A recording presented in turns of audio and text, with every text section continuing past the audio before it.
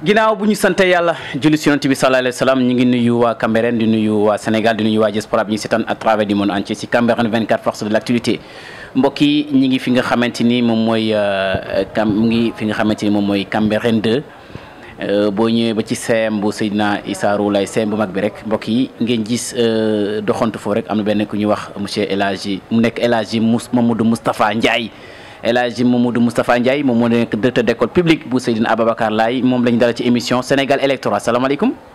maaleykum salaam El Mag maa ngi lay ziar di rafetlu tey jii seen teewaay ici waaye ngeen may ma ginnaaw bu ma sante suñ borom julli ci yonent bi sallallahu alayhi wa sallam di gërëm samay ñaari waajur maa ngi leen di jaale ndax fii ma ne nii mooy Cambérène dëkku Baay Laay alayhi wa salaam di leen jaale Ablaye Serigne Ablaye Thiaw mi laay mi génn fan yi àddina di leen wax ne ñun ñëpp ñoo ko bokk la umma moom moo ñàkk la umma islamique moo ñàkk bu passé loolu nag ma bëggoon tey def sama di leen gërëm yéen ñi encore nga xam ne ça c'est une innovation de taille des jeunes vraiment dynamiques qui ont pris l'initiative vraiment de créer une télévision,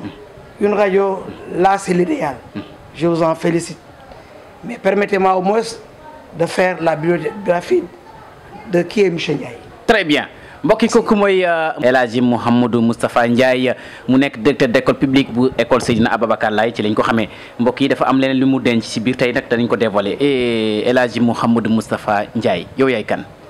waaw question boobu dina ma neex loolu ndax man maa ngi juddoo Kaolack en 1967 quand j'ai obtenu le CFE en 1978 sama sœur bu ñuy wax Ndeye Marie Ndiaye jëkkëram di Ndaraw Sougou moom moo sëy si en 78 ma topp ko fii Cambérène ñuy wax Waareen ci Waareen laa toog borom kër ñëw ne ma sa tur moo gën a gudd tey ci journal bi moment yooyu les résultats on les sortait sur le journal officiel Le Soleil man Cambérène lañ ma proclamé ne ma am nga CFA entrée en sixième en 78 donc j'ai fait 43 ans ici à Cambérène. 43 ans. Quand vous faites la soustraction, c'est 43 ans. C'est 43 ans, oui. Quand j'ai obtenu le CFE, après je suis retourné au lycée Valdiodio Ndiaye, où j'ai obtenu mon bac baccalauréat en 90. Je suis revenu ici à Cambérène, ma ñëw loger ak moom ci ëttu Waareen am ñoom Laay Mbay ñoom Mandione ñoom Libaas ñi ngeen dégg ñëpp ñoo doon ànd foofu ci ëttu Waareen bi Coxalaan ma jël nekk ca kër goo xam ne Seydina Ndiaye moo ko moom ca Pël ga du jógee foofu di jàngi université pendant 5 ans de 90 à 95 maa nga dëkkoon Pël ga fee am néeg boo xam ne Seydina Ndiaye moo ma ko luy woon Seydina Ndiaye douanier 5 ans 90 95 là pare mes études après je suis rentré dans l'enseignement de 95 je suis parti à Kaffrine et de 2005 je suis revenu avec le mouvement national ici à l'école élémentaire Seydina Ababacar. Donc de 2005 jusqu'à présent ça fait 16 ans maa ngi ci école Seydina Ababacar Laye bi je fus un enseignant avant que je ne sois directeur d'école. Donc voici ma carrière. Machallah mbokk yi kooku mooy El Hadji Mamadou Moustapha Ndiaye nekk directeur d'école école Seydina Ababacar Laye bala ñu dugg nag ci waxtaan bi tey école Seydina Ababacar Laye ki nga fa nekk directeur d'école. Je suis directeur d'école depuis 2016. Depuis 2016. Je suis enseignant. J'ai géré l'intérimaire de 2016 à 2019 et au mouvement national j'ai compétit et j'ai gagné 3 postes. Et mon premier choix, c'était l'école Seydina Ababacar et j'ai opté pour être là. Mais j'avais gagné en 2019 l'école Seydina Issa Laye, je suis sorti premier. L'école Unité 16, j'ai le gagné, je suis sorti premier. Et l'école Seydina Ababacar Laye. Il fallait que je fasse au moins un choix. Et j'ai choisi de rester à Seydina Babacar Laye. macha allah officiellement. par décret présidentiel. kooku mooy El Hadji Mouhamadou Moustapha Ndiaye mbokk yi ki nga xamante ni moom mooy sur Cambérène 24 force de l'actualité dañuy dal di dem lan moo dugal ci politique. waaw merci c'est pas la première fois c'est pas cette année-ci et puis c'est pas par rapport à ces élections locales que laa dugg ci politique. Man depuis 2012 j'étais en coalition avec Gazou. avec 2012 man maa nekkoon coalition sur Leket gi parce que j'étais le représentant du parti de Maître Ousmane Seye. J'étais le représentant du parti de Maître Ousmane Seye. Parti républicain j'étais son représentant parce que Maître Ousmane Seye c'est mon grand frère ñoo bokk yaay. Je lui représentais après Benno Bokk Yaakaar ñëw ñu coaliser. On a battu campagne maa ngi ñoom Gazou ñoom Mboup en 2012. En 2012 ou en 2014? En 2014. 2014. Après on est venu en 2019. Très bien. C'est en 2014. En 2014. Oui, oui, effectivement. Voilà, léegi nga dal di dugg ci politique bi. Oui. Ci ban parti précisément? Bon, comme je l'avais dit, je représentais le parti républicain de Maître Ousmane Seye. Mais par rapport à ces locales, il y a un frère, un ami. On a fait le lycée Valdiodio Ndiaye ensemble.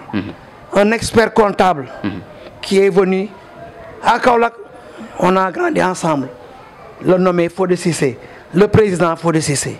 C'est un ami. Donc, un frère à moi. Il est venu vers moi. Je lui ai dit que je vais surseoir au parti de Maître Ousmane Seye pour venir te rejoindre. C'est dans ces circonstances que je suis venu adhérer au parti de la mouvance And Liggéey Sénégal.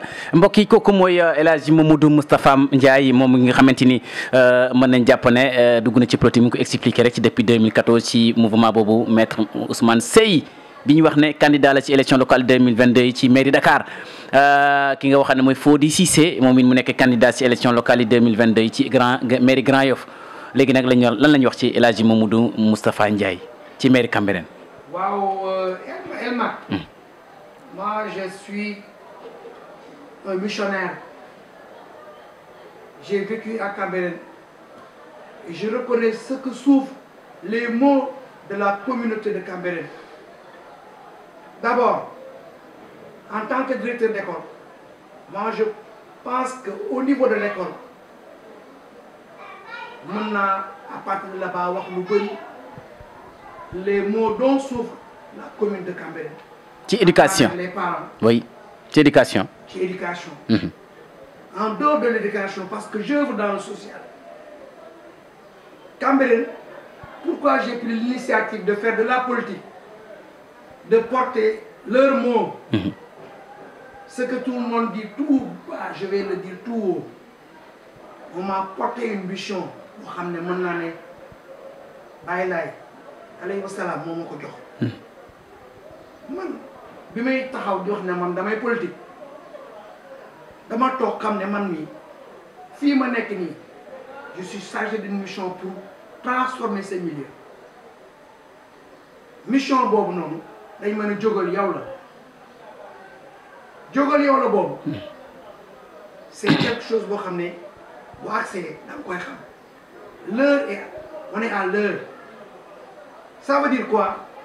Cambérène dëkk la boo xam ne dëkk diine la dëkk l'islam la dëkk boo xam ne da tey jii dañ koy warmal jox ko cër bi moom yépp ci wàllu diine.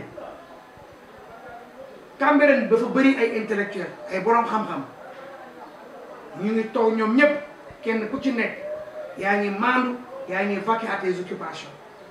Mais politique bi ñoru leen ñoom ñi am xam-xam war a ñëw jël dëkk bi téye ko ñoom politique ñoru leen li leen ñor mooy liggéey jaamu yàlla ñëw jox seen njaboot jigéen ñi dem daan seen doole. mu nekk réalité boo xam ne ñi nga xam ne ñoom lañ xalaat ne ñoom ñoo yor dëkk bi pour politique ñoom joué wuñ seen vrai rôle santuñ leen loolu. ndax Baye Laye dafa woote appel aji boo daay laay na ñëpp ñëw ba mu wootee la ñëpp ñëw waalo jóge waalo ñëw pël yi ñëw bon moom il fut un grand unificateur dafa woote na ñëw bi ñëpp ñëwee kenn ku nekk mu wan la ne yow yaa moom fii kenn ku nekk tu peux être un porteur de projet bàyyi laay yaatal na ñëpp ñun ñoo ko war a fay ñun ñoo ko amee njukkal dëgg la ñun ñoo ko war a defal dëkkam bii ba ñëpp gis seen bopp ba mu wootee nañ yaatal sàkket ji rek la ku nekk war a chargé benn mission. très bien mbokk yi ba tey ñi ngi fi nga xamante mooy Cambérène 24 force de l'actualité avec El Hadji Mamadou Moustapha Ndiaye mën nañu wax ba tey candidat nga ci élection locale 2022 ci mairie Cambérène. loolu leer na mbokk yi ci exclusivité bi mooy ci Cambérène 24 force de l'actualité léegi dama bëgg nit ñi nga xamante ñoo la war a voter lan moo la motiver ba nga bëgg a nekk candidat. waaw li ma motiver mooy. yàgg naa fi xam ne fi mu nekk nii war naa mun a taxaw ndax man bu ma taxawee ne candidat la rek.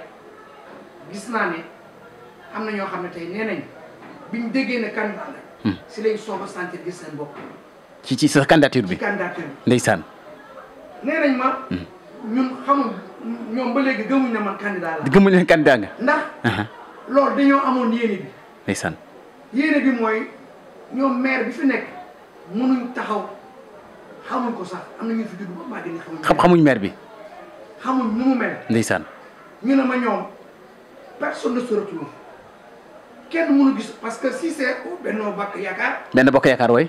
le parti n'est pas structuré. ndeysaan. amul kenn ku jiitu ñu ne kii moo toog y a pas un bureau qui a été fixé ce qui fait que donc tout le monde est égaré personne ne se retrouve dans le parti. loolu moo tax ñu bëri candidat ñoom. moo tax ñu bëri candidat. ñu bëri candidat. man mi personnellement je me suis dit man dinaa xool. ndax man dëkk bi li ma fi liggéey bàyyi laay danañ ma ko fay ci lu baax ci œuvre sociale ci li nga xam dama koy def te yàlla tax man umpalewu ma ne man ab murid laa waaye mën naa la wax bi ma ñëwee fii 2005 ba léegi chaque jour damay appel dama ñëw di sant bàyyi laay tàmbalee ci benn ganaar ba tey maa ngi ci ay xar lay rek appel bu nekk di ko santé bàyyi laay fii ci Cambérène. macha allah ba tey El Hadji Mamadou Moustapha Ndiaye damay laajte man ndax xam nga sensibilité bi nga xamante ni Cambérène am na ko xam nga Cambérène statut religieux la statut spécial bi xam ne ñoom amuñ droit opposer état parce que lépp état si ñoom la dépendre est-ce que te yow nga bokk ci opposition est-ce que dana yomb. waaw xam nga da nga wax le temporel et le spirituel mu nekk ñaari pouvoir yu séparé fii dëkk diine la. boo xam ne da ngay xam ne ñoom ñoo moom seen dëkk ñoom ñoo moom seen diine mais politique tey jii buñ koy wax c'est à la fois le temporel et la spiritualité. ça veut dire quoi ñoom am nañ kàddu saa yu ñu waxee waaw la saa yu ñu waxee déet la mais politique c'est gouverner la cité te cité bi ñun ñii ñoo ko war a defar transformer ko. dëkk bi Cambérène waroon na wees fi bu yàgg. Cambérène waroon nañ kenn ku ci nekk boo duggee ci Cambérène xam ne Cambérène bii. wute na les infrastructures mu ngi fi. ndeysaan lépp lu ñu séntu mu ngi fi. man yéene boobu laa am. ndeysaan pour développer Cambérène. pour développer Cambérène laaj bi ma la laaj mooy lan moo tax nga toog ba am 43 ans di jóg di wuti ci siège bi lan moo te et puis gis nañ fii. ki nga xamante ni moom mooy Liba Seck 96. ba 2002 gis nañ ne 2002 ba 2009 Aline Gomis 2009 ba 2021 bi nekk Mame Amadou Samba gis nañ ne El Hadji Mamadou Moustapha Ndiaye toog ba 43e année ci Cambérène nga ne da ngay nekk maire Cambérène est-ce que du affaire comédie. c'est pas de la comédie. loin de la comédie. xam ngeen Gomis nekk na fi maire Amadou Samba di doomu dëkk bi nekk fi maire man tey jii la ma la wax nii. bañ yaatalee keroog. yàggul sax sëñ Mbacke lay nee na nañu yaatal gan yi nañu yaatal képp ko xam ne porteur de projet nga nañ la yaatal nga ñëw investir sotti sa xam-xam pour Cambérène développer dëgg la tey jii nii c'est pas de la comédie pourquoi c'est pas de la comédie man tey jii fan laa teg ne candidat la fan laa ko teg parce que j'ai la confiance de la communauté de Cambérène Cambérène 2 ba Cambérène 1 j'ai la confiance. ba Nations Unies. ba Nations Unies. Elma tëbuma rek ne nii. dëgg la. nit ñu bëri mbooloo mu bëri ñoo am yaakaar ci man. jiital ma. ba pare mun y a une nouvelle donne de taille mooy le suffrage fi mu nekk nii le suffrage direct. direct suffrage direct. ça veut dire quoi. ku jiitu liste boo rawee ku jiitu yaa gagné. oui. ce n'est plus maintenant le temps où les conseils se réunissent oui. avoir la voix de quelqu'un pour porter. amatul loolu direct. dépassé. ndeysaan. c'est le suffrage direct. si le suffrage direct ba tax na tey jii ku bëgg a bokk ci élection ministre de l'intérieur ne da ngay joxe 15 millions caution man ndax loolu yow amoo ci jafe-jafe. amuñ ci benn jafe-jafe. d'accord mbokk yi loolu leer na beneen bi ñu dem da nga pare pour def sa campagne dugg ci Nations Unies Cambérène 1 Cambérène 2 ci proximité yi man ndax loolu it am nga moyen am nga fonds yi. moi je suis déjà prêt. ah mbokk yi kooku mooy El Hadji Mamadou Moustapha Ndiaye. on est déjà prêt parce que xam nga fii. kenn mënul dafa am ñu lay jàppale rek yàlla jàppale la nga dem kenn amul su fekkee ne par exemple dañuy poser comme condition su nekk waa noonu les 15 millions pour ñu bëri n'est-ce pas disparaître ah. pour les plus forts rek émerger. yàlla moo fi nekk ñëpp. et je ne vous cache pas que j'allais même initier au niveau de la commune pouvait cotiser pour moi ma caution et la commune était prête pour ne ma boo amul caution. ñu jox la caution mbokk yi loolu leer na. c'est l'expression du peuple. ndeysaan qui va primer maintenant. man yow am nga yaakaar ne commune bi dañ la voté puisque ñoo war dem ba la war a cotiser la sa caution dañuy dem ba léegi ci ñi ci fi nga xamante ni mbokk yi mooy Sénégal électoral avec Mamadou Moustapha Ndiaye ba tey gis na ne da dem jongante ci mairie Cambérène gis nañu ci sa programme Cambérène amul stade man ndax yaa ngi ci xalaat. ah laaj nga ma nag loo xam ne foofu laa bëggoon nga laaj sama programme on va travailler sur la base propre parce que instant bii Cambérène amul stade am na stade kay am na stade waaye stade bii. ak ndànd foy bi nga xam ne moo nekk ci àll gee àll Kajoor bee benn la am na stade. dañ ko toppatoo. am na terrain mais amul stade mais amul stade. waaw xam nga stade lay wax. waaw. waaye xam nga ne tey boo ne am na stade. waxil la boo xam ne tey jii ndax boo ne amul mooy ndànd foy bi nekk fii. oui. sans clôture ni rien bëy yeeg xar yeeg n'importe qui n'est-ce pas. loolu c'est déplorable et ça fait partie de mon programme. bon léegi Macky Sall bi promettre ne dana construire stade bi. j'ai eu écho de ça. léegi nag booba nooy def te yow yaa ngi ci opposition bi. non non. waaw. même si je suis dans l'opposition. Il y a une feuille de route. L'administration c'est la continuité. oui. Ça sont des budgets déjà programmés. Même si Macky Sall quitte aussi, c'est programmé, c'est budgétisé, dañ koy réaliser. d'accord loolu mooy sa ji ci santé bi ci sport bi ñëw ci santé. waaw Elmat le plateau médical bu Cambérène war na mën a dépasser fii war na mën a dépasser fii bu fekkee ne y a ce qu'on appelle la relation de partenariat. Il faudrait que ñu am ouverture de partenariat pour que plateau médical bu Cambérène dépasse fii. Il y a des partenaires qui auraient souhaité au moins venir investir dans le domaine de la santé ici à Cambérène. Mais ils ont été bloqués. Ils ont été bloqués par le maire. Il y a quelqu'un qui se trouve à l'entrée de Cambérène. Un ami à moi, il m'a dit que personnellement, le maire m'a bloqué parce que j'avais des partenaires de taille qui voulaient au moins investir davantage sur le plateau médical. Mais j'étais bloqué par le maire.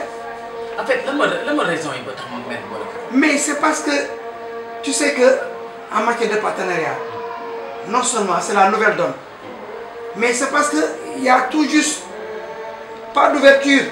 L'esprit d'ouverture, bon, mon bloque. Il a cultivé un esprit de fermeture. Mais s'il avait cet esprit d'ouverture, dépasse les plateaux médicaux, il y a un certain Ousseynou Gueye qui m'a interpellé pour me dire que plateau médical, dépasse les films, mais toujours il y a le maire qui bloque très bien il y a le maire qui bloque ñi ñëw ci ambulance yi ba tey centre de santé amul ambulance poste santé Cambérène ko am 83 ans soo feebaree taxi gis nga dëkk mu doy waar lu tax lan nga prévoir sa programme si ay ambulance. Très bien ce que je disais tout à l'heure ambulance da ngay am partenaire tu envoies des correspondances on vous envoie des ambulances parce que médicalisé te loolu noonu ma lay wax nii il suffit seulement le maire avec ses conseillers envoie des correspondances avec un programme bien ficelé et des projets pour que nous ayons plus de 1000 ambulances ici à Cambérène. 1000 ambulances 1000. 1000 c'est une manière c'est une exagération de taille. C'est ça. Kooku léegi gis nañ ne ba tey dëkk bi bëri na ay candidats. Oui. Ibrahima Diong Doudou Pathé Mbengue El Hadji Mamadou Moustapha Mbaye Imam Libaas Faye lu waral candidats yi bëri nañu comme ça. waaw xam nga kenn ku ci nekk rek da nga am sa projet sa programme ak sa yéene ñun ñëpp leen njëkkati mooy kenn ku ne nga am yéene defar Cambérène donc au fait que tu remplis les critères c'est la démocratie. C'est la démocratie. C'est la démocratie. amul benn problème. benn problème de. non non. tey ñu ñëw ci inondation dëkk bi nga xamante fa nga dëkk te nga bëgg a jiite inondation baa ngi fi. looy wax si loolu. waaw inondation bi sama axe premier laa ko def sama programme assainissement inondation sama préoccupation parce que Cambérène ni mu bindoo la ni mu bindoo moo tax inondation bi mënul ñàkk mais loo xam ne mën nañ ko saafara mën nañ ko saafara parce que mooy cette préoccupation dëkk bi yëpp gouvernement dafa war a jël en considération pour saafara jàngoro boobu assainissement dafa nekk loo xam ne fi nekk nii mooy ñun ñëpp suñ préoccupation donte Cambérène ni kër yi duggante ni ëtt yi duggante dara jafe loolu pour nga développer benn projet benn plan pour assainir. Pour assainir d'accord parce que ni kër yi bindoo la. c'est ça est-ce que monsieur Ndiaye xam nga ne sensibilité bi nekk ci commune de Cambérène mooy le maire est administré ici c'est le marabout qui commande le maire amul droit jaay suuf. oui le maire amul droit fayee ko impôt. te loolu nu métti noonu est-ce que xam nga difficulté yooyu est-ce que xam nga loolu. xam naa ko bu baax. ah fii titre foncier la n'est-ce pas amul pour je dirais que la mairie n'a pas de recette maintenant c'est au maire et au conseil de créer n'est-ce pas des activités lucratives qui génèrent des revenus et des recettes. et puis maire bi du fay ay emplois santé Macky Sall moo ko koy fayal.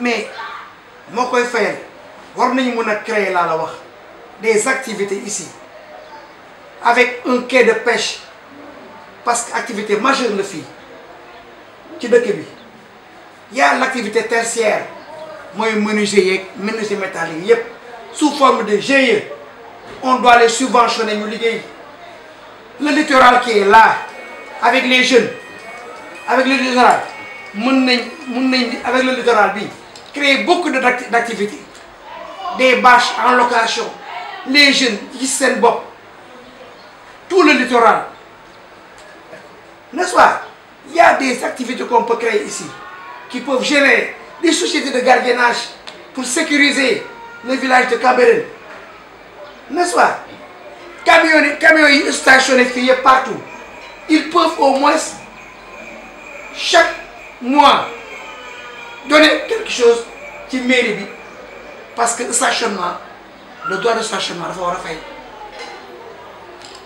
Cambérène 2 fii yëpp titre foncier la dañ ko maye les gens qui toog tey di def en location toutes les maisons là sont en location war nañu mën a seen participation avec au moins benn pourcentage de location ñoo def ko ci mairie bi parce que kenn laaj leen dara domaine laaju leen impôt on les impose absolument rien pourtant waroon nañu mën a trouver avec l'accord du marabout képp ku fuy luyee kër fii nga am benn pourcentage bu ndaw booy xam ne da nga koy verser ci mairie bi.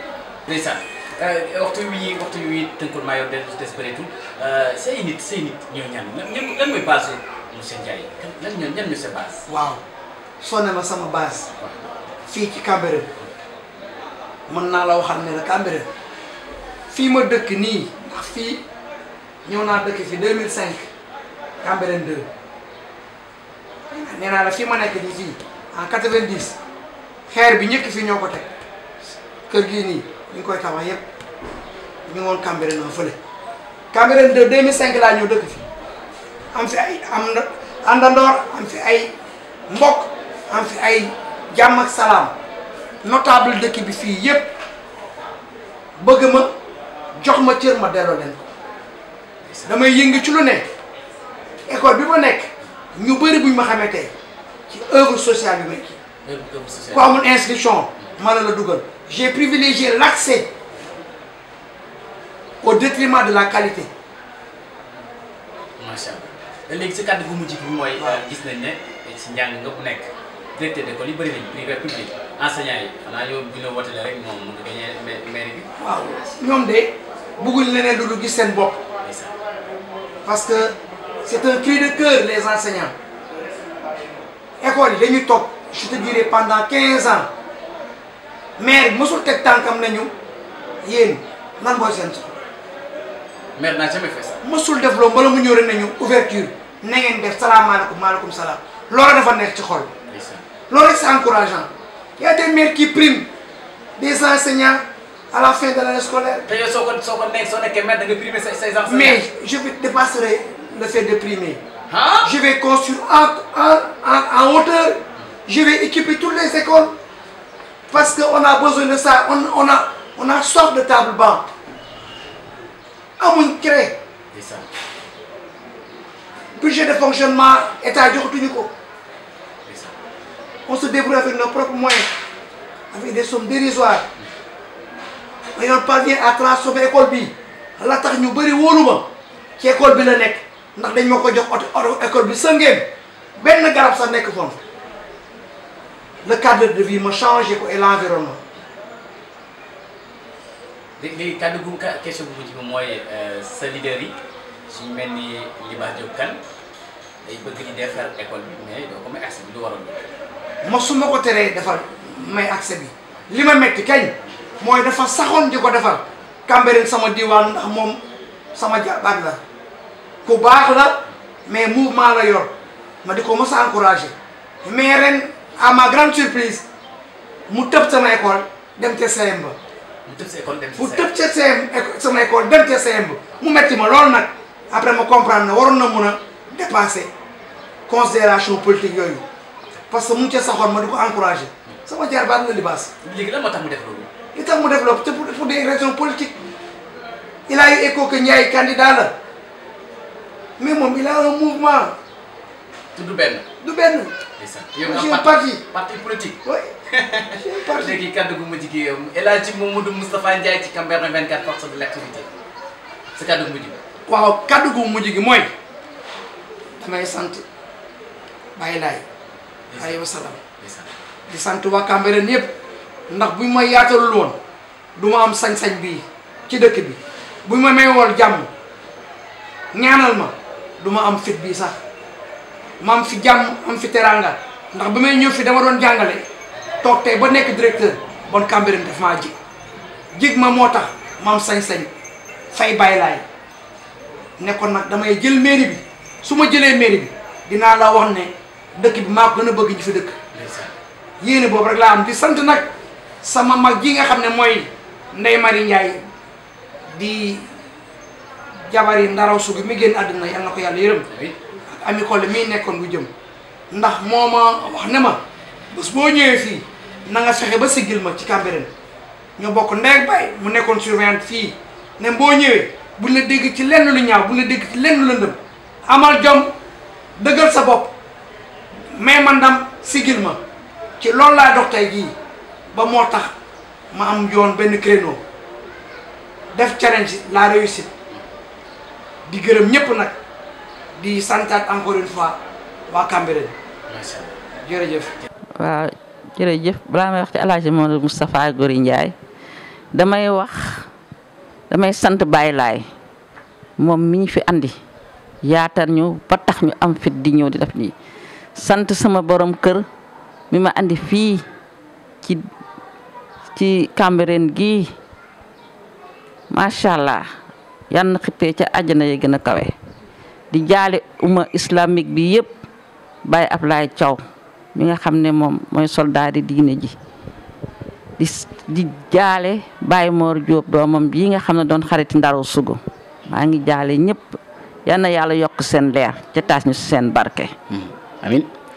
Mamadou Moustapha nag li may wax rek xale bu am kilifa la xale bu déggali waajuram ndax ay waajuram a ngi nii ci loxoom la génnee àddina dafa am kilifa man mii du dugg ci bukk loo xam ne waxuma ko lu muy dugg rek dafay ñëw laaj ma ko te mënoon naa wax ne fi mu nekk nii kat mag laa damay ber sama daal ba damay def waaye dafa am kilifa fonk ay waajuram fonk ay magam. jox ñëpp cër. dëgg la El Hadji Mamadou Moustapha Ndiaye ne dafay nekk candidat ci élection locale 2022 yi ci maire Cambérène lan mooy sa xalaat ci loolu. bi ma ko waxee dama ko ne nit ku nekk de moom boo amee ambition kenn du la si dindi. nit ku nekk da nga war a ambitieux. te comme moom dafa bëgg toujours réussite. toujours succès. judd ci lu baax xam ci lu baax te lu baax rek la bëgg. te moom daf ma ne dama bëgg ñëw daal dooloo njukkal Baye Laye loolu mu wax nag bi mu ne damay dooloo njukkal Baye Laye moom ma andi fii ba yàlla andi may ma teraanga fii kon nag damay ñëw jëlaat loolu delloowaat leen njukkal moo tax ma bëgg liggéeyal leen Cambérène. doon Baye Faali Cambérène. liggéeyal leen. macha allah waaw maa ngi wax bisimilahi rahmaani rahim ñetti yoon. di sant suñu borom di julli ci Seydina Muhammad sallallahu alayhi wa sallam di jaal waa Cambérène suñu xalifa bu tedd bi fi jóge yàlla na ko yàlla yokk leeram. amiin. di gërëm di sant suñu borom kër Ndaro Sougou yàlla na xippee àjjana firdawsi. amiin. di gërëm Ndeye Marie Ndiaye mi yaatal ba Moussa Ndiaye mën a ñëw def fi émission. amiin. Moussa Ndiaye nag li ma xam ci moom bëri na parce que lépp laa fekke magam wax na lépp li magam wax rek loolu laay gën a dëgëral. magam wax na lépp la magam wax. ndeysaan. li magam wax loolu laa xam si moom xam plus que ça ndaxte école ba dama fay dem moom mooy samay tuteuru doom ca école ba xale yi toujours mu ngi encouragé man tam maa ngi koy gis ni muy évoluer ci école ba moo tax ma yaakaar ne moom war na mën a nekk maire Cambérène 1. élection locale 2022 yi mu ni day dem jongante ji ci siège Cambérène bi est-ce que yow yaakaar nga lu dana yomb. du yomb mais dañuy liggéey rek dañuy liggéey comme yeneen leader yëpp bëgg ni ñuy liggéeyee. dañuy liggéey wax suñuy militant ñu jël seeni carte ñu amul ut ay carte ñu fas yéene jàkkaarloog ñëpp yàlla may ñu ndam. yàlla may leen ndam. waaw ndax yéen jigéen ñi mobiliser ngeen pour préparer campagne bi ci Nations Unies Cambérène 1 Cambérène 2 dugg ci ruq-ruqaan yi est-ce que loolu yéen jigéen ñi def ngeen matukaay pour préparer porte combat bu Moussa Ndiaye. waaw ñun jigéen ñi ñu ngi ci suñu mobilisation bu baax. ñu ngi ci suñu mobilisation. ñu ngi mobiliser wu. ñu ngi oo nit ñi ñu ngi wax ak ñoom ñu ngi def porte à porte ñu ngi def tout ce qu'il faut daal pour mairie bi ñun ñu jël ko. pour mairie bi jël ko waaw ñu ngi def lépp tout ce qu'il faut ñu ngi koy def. yéen a koy def daal. waaw léegi sa yéen kaddu benn message ngay jox ñi nga xamante ni ñoo ko war a woteel ci jour élection locale 2022 yi nga xamante ni ñu ngi ko war a togg 23 janvier dimanche 23 janvier. li ma leen di wax mooy ñi am 18 ans ñu dem inscrire ji. ñi seen carte d'identité réer ñu dem inscrire ut ay carte électeur ñun ñi am nañ suñuy carte dañ koo denc di xaar jour ba bu jotee ñu jóg dem voté ji sans bruit sans histoire sans dara fas yéene liggéey nekk ci ginnaaw Moussa Ndiaye fu mu ñu awal ñu aw fa fu mu ñu jaaral ñu jaar fa. ndeysaan. waaw fas yéene rek jël mairie bi moom ni mu koy mébétee moom am na ay ambition ci ambition daal ci la ñuy dox. ndeysaan. ci la ñuy dox te bëgg yàlla may ñu ndam bu këroo gaa. yaay ba madame Sougou sa kàddu gu mujj. incha allah. waaw sama kàddu gu mujj rek mooy rek sant suñu borom rek sant Baye Laye rek. ndax di yàlla di def ñaan yaa toujours le destin. ndax école bii Moussa Ndiaye nekk nii tey jii. man maay première enseignante buñ fa affecté. dëgg la. man ak madame Diop lañ fa njëkk a affecté ñoo njëkk a def recrutement mu doon 2 classes ñu recruter def yëpp. après ci la ci ñu maam Libaas ñëw sax ci lañ fa soog a affecté directeur bi. ndeysaan. ndax madame Diop lañ fa njëkkoon def directrice par la suite après moom mu ne dafa xaw a diis ci moom ñu andi maam libaas mu fekk ma fa. ndeysaan lu rëy na. waaw kon nag loolu ñu def noonu ba tey jii ma ñëw sama rakk nekk fa directeur. kon nag ñaa destin boobu daal moom. sant si yàlla ñuy sant suñu borom rek. macha allah waaw yàlla di ko ñaanal yàlla nag. lii muy mébét nag yàlla jox ko jàmm ñu fekkeek tal. amiin at wér fekkeek tal. muy njig laa yam amiin yaa rabbi. at waa Cambérène yëpp. di gërëm waa Cambérène yëpp. ñoom ñi yaatal. li bàyyi laay waxoon daal tekki leen sakket yi. yaatal dëkk yi. yaatal nañ ñu ba tax ñu ñeme ba am fit nii. waaw sama kàddu bu mujj mooy gërëm ak sant. di sant ak di ñaan fekke ak tal. amiin yàlla ñu yàlla may fekke ak tal lépp luy suñu mébét yàlla defal ñu ko ci jàmm ak salaam. yàlla yokk ñu ba ñu yëg ne yokk nañu. amiin yaa rabbi yokk mboolem jullit. waa Cambérène ñu yaatal yàlla yokk leen yokk mboolemi jullit. Moussa Ndiaye nag yàlla jox ko maire bi ci jàmm ak salaam.